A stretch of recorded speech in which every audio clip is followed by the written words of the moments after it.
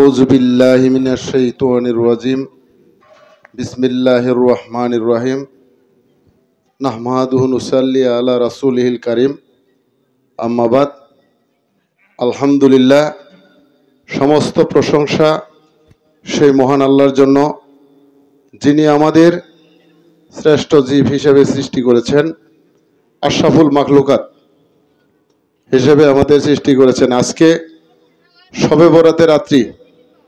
সব শব্দের অর্থ হলো রাত্রি, আর বরাত শব্দের অর্থ হলো ভাগ্য।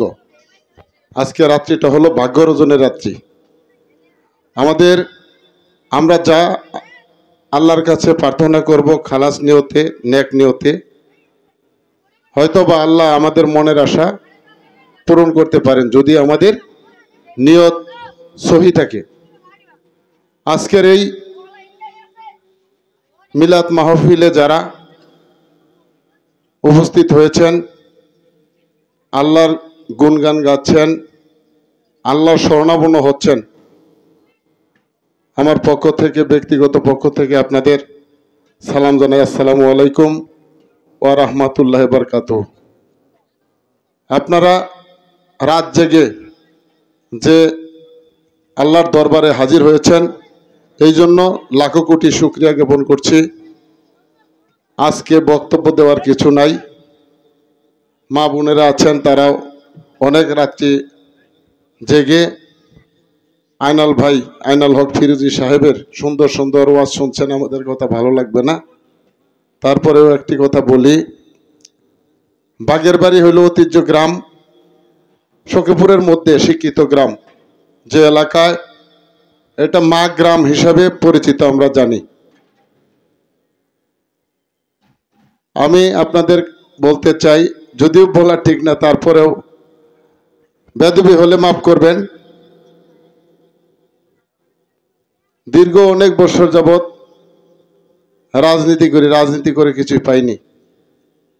আপনারা আগামী নির্বাচনে ধানের শীষের প্রার্থী জননেতা আলহাজ অ্যাডভোকেট আহমেদ আজম খান ধানের শীষ মার্কা নিয়ে নির্বাচন করবেন। অনেককেই নির্বাচিত করেছেন।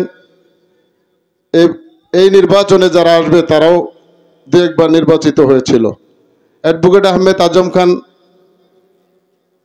এখন পর্যন্ত নির্বাচিত হয় নাই বা সংসদ সদস্য হয় নাই।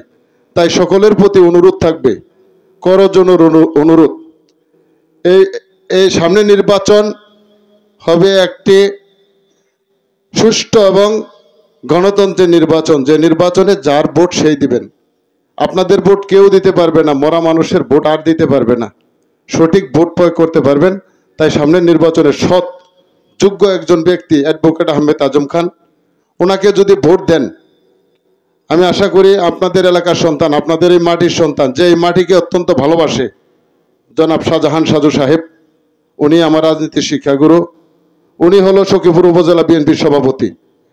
যদি আলহাজ অ্যাডভোকেট আহমেদ আজম খান ধানের শীষ মার্কায় নির্বাচিত হতে পারে, যদি এমপি হতে পারে, আমার মনে হয় এই এলাকা এরকম কাজ হবে, বিগত দিনে কোনো এমপি এত কাজ করতে পারবে না, এরকম কাজ হবে।